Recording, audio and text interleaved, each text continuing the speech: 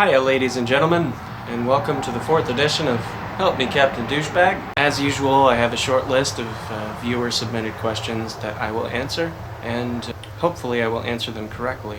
Otherwise, I may be sent deep into the depths of purgatory, flayed alive by the devil himself, or maybe Noam Chomsky. You never know. Spacious Ted from Iowa asks, what do you think of Colorado decriminalizing psilocybin? That's a really interesting topic. I think it's a good idea. And I know I'm not alone in saying this, but I mean, come on. Haven't most of us realized that the war on drugs was a giant joke? Kids, don't do meth. Don't do heroin. Don't do hard drugs. Yep.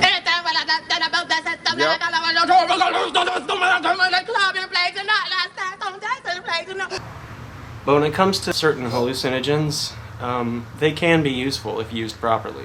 There's a trend going on lately that a lot of people have heard about called microdosing, where people take very, very small doses of psilocybin and it kind of rewires their brain through neuroplasticity. It can help people get over psychological issues, allegedly improve your IQ or cognitive functioning. So yeah, I think that's a great step in the right direction.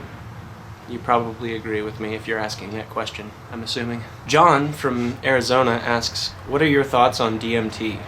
Well, obviously I'm not a neuroscientist, but I think it's pretty apparent that DMT is produced in the brain, and I do think that it's what's responsible for our ability to visualize, and probably to a large extent what's responsible for our dreaming. And I think that and this is just my personal suspicion, my personal opinion, but I think people with higher IQs, like geniuses, like Elon Musk for example, probably have a higher level of DMT in their brain. That chemical helps with spatial reasoning. It helps you be able to visualize geometrical frameworks. So I think a lot more research needs to be done on DMT, and psilocybin for that matter. Megan from Iowa sent me 2 questions. First she asks, how do you pronounce barbecue? First off, anybody who says BBQ needs to be flogged on sight. That's unacceptable. It's barbecue and we all know it, okay? That's near and dear to all of our hearts. Don't screw with it. The next question Megan asked was, how do you order sauce at a drive-thru? She says, I've just been screaming, give me the sauce, and I feel like there's a better way. You're right, Megan, there is a better way. There are actually 2 better ways that I can think of. One is the method that I've used throughout the years, which is to specify the exact number of packets that you want, and then ask if that'll cost extra. Because if you ask it if it'll cost extra, then it puts it in their mind as part of the sale. Could I get 7 ketchup packets on the side, please? And will that cost extra? 9 times out of 10, they'll just give you the ketchup packets and not charge them. If they do charge them, it'll run you an extra $1 or so.